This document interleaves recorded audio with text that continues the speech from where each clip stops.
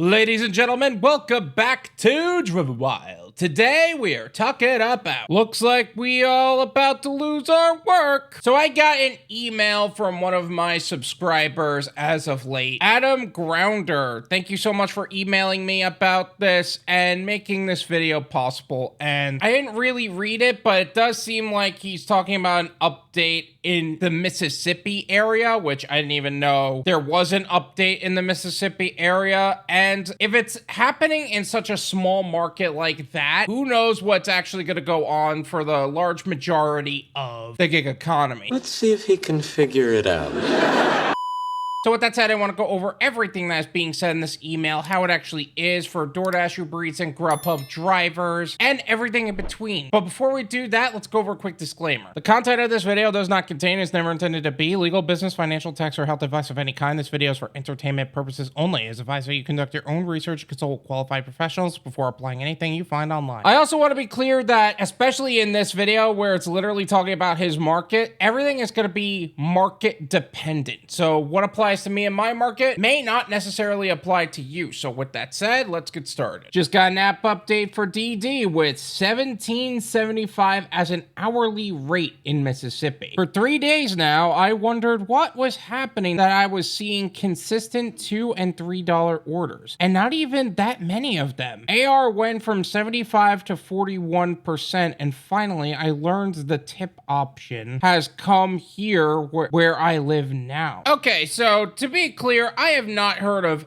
anything about this. When I Googled hourly rate for DoorDash in Mississippi, nothing comes up. Literally nothing. There's some things about New York City, there's some things about job postings, but there's nothing about any news about it. So I don't know if it's actually there or if I'm just not seeing it, but who knows? I'm just being emailed about it. It's not funny in any way. Literally 2 orders in a 6-hour period because no one wants to deliver when we are being ripped off just for gas money. How did the United Nations get this new law or thing passed? You know, funny you say that because I haven't seen anything about it since November. In fact, I still don't see anything about any laws passing. They were just challenging DoorDash, Amazon, and Walmart about paying us better and actually providing some sort of evidence that they're not just wrongfully deactivating people. And then as of late, that's why DoorDash and Uber ended up making posts about their wrongful deactivation policies. And I think that's also why people get reactivated a lot these days. Your driver, Mike, Nugs, both got reactivated. But if you are looking for more information about that, I made a video talking all about what the United Nations stated about DoorDash, Amazon, and Walmart. I will leave that video in the description. Feel free to check that out. No one is getting their orders because we are all declining these $2 orders and wonder why their food never sees their doorstep. I've never heard anything happening in Mississippi. If they did apply that rule in Mississippi, that means you're gonna have some sort of Prop 22 coming into play or some law that actually applies a subsidy, but in that case, it may not actually happen for you just yet. I don't know. The UN screwed all of us putting their noses in something that was working just fine. How do they even have jurisdiction in the US to make this happen? But I don't think the UN did that. I think New York City made that rule. I think Prop 22 in California happened, but I don't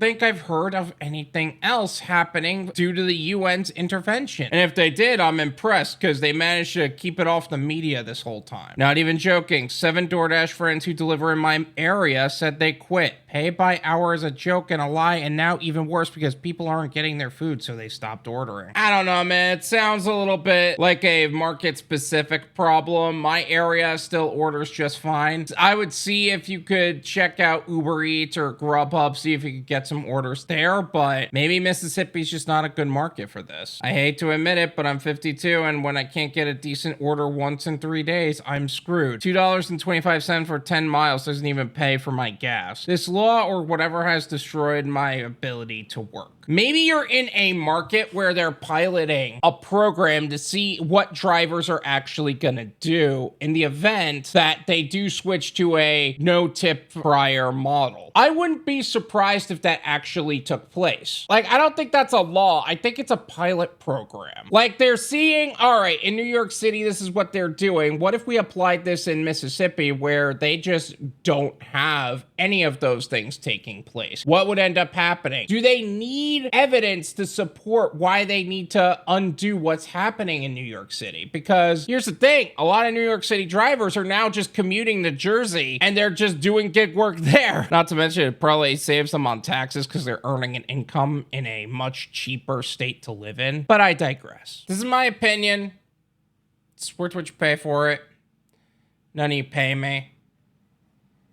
There you go. I have never been someone to believe that everything is going to work universally, especially in something that is so localized for every market. Also, people are very different. What works in Mississippi may not work in Florida and may not work in New York City. I crap on New York City a lot, but maybe there is some merit to having an hourly over there. I don't think so. I'm hearing that they're not very good, but everybody is going to want to work in different ways. That's what I love about the gig economy as a whole, though. You have the privilege to work in any way that you see fit, regardless of what anybody else thinks. It's not a boss telling you how to do things. You earn based on the apps. You earn based on what work you're actually doing, and you're making as much money as you want to. Not necessarily because you have to do whatever the boss says, and regardless of however much work you're doing or how little work you're doing, you're going to be paid the same anyway. But if it's not going to work in your area, you may need to transition out of it, and you may not necessarily be able to do it anymore because Mississippi seems like a good place to do a pilot program based on a slower market. I feel like a lot of really small markets are great testing grounds for testing certain pilot programs. And yeah, that's been spreading out more and more and more. But keep in mind also, the gig economy is an income bridge to what would be a long-term goal, not necessarily the goal. So make sure you have an exit strategy, because one day a pilot program hits your market and you don't know whether or not you're gonna make as much money anymore. So do yourself a favor, have a very well-diversified gig portfolio, and have an exit strategy just in case something like this happens. This guy is 52 and he didn't have an exit strategy based on what he's saying. And he says he's screwed because $2.25 for 10 miles doesn't make sense. And whether or not it was the UN or New York City or just DoorDash piloting DoorDash things, maybe it won't last very long. Either way, it is up to you and your ability to adapt to your current situation to make sure that you're going to make as much money as possible in the least amount of time in the safest possible way and be as financially secure as possible, because no one's going to look out for you more than you are. Thank you so much for watching. I really appreciate it. As always, make sure to hit the like button, subscribe if you're new,